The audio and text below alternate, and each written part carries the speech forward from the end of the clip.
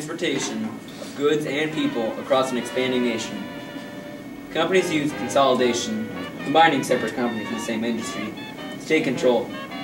It was either that or get driven out of business. I'm gonna start a business! Oh, no, you're not. Get on. Railroad barons, like Cornelius Vanderbilt, had a railroad empire that stretched from New York to the Great Lakes. One problem was the width of the railroad track. Why are we stopping? You get off now. But why? No train, my train not fit on these tracks. As you can clearly see, this was bothersome. Companies soon adopted a standard gauge of 4 feet and 8.5 inches. The Industrial Age paved the way for new inventions. Samuel Morse invented the telegraph when he said, What hath God wrought? Alexander Graham Bell worked on the telephone. He didn't know when he had invented it, but he said to his assistant, Mr. Watson, come here. I want you. What do you want? Other inventions also came about, such as Christopher Scholl's typewriter, George Eastman's small box camera, and John Thurman's vacuum cleaner. Thomas Edison was the king of inventors.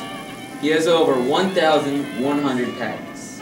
Among them was the incandescent lamp, more commonly referred to as a light bulb. Another was the phonograph. He recorded this nursery rhyme. Mary had a little lamb, little lamb, little lamb. Mary had a little lamb whose fleece was white as snow. As you can see, he was clearly not a good singer.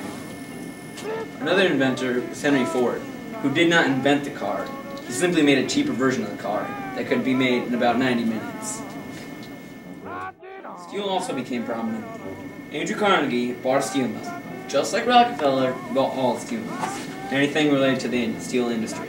Hey, Andy. Hello, JP. You should sell me your business. How much are we talking? How about $500 million? Deal! Carnegie sold his business to J.P. Morgan for $500 million. He also gave it to make Carnegie Hall and over 2,600 libraries, including the old Des Moines Public Library.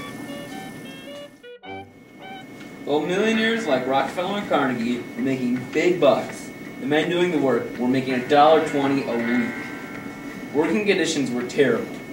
Children were being forced to work in sweatshops. Soon workers formed unions. I, Samuel Gompers, and forming the American Federation of Labor. The Yay. unions used strikes to get their way. We want more pay and better working conditions. What he said? Soon Yeah. the strikes became bloody. People were killed and arrested. Woo! Eventually, strike breakers came to replace the striking workers. Soon, the strikes ended and the workers were given the fair pay and better working conditions they deserved.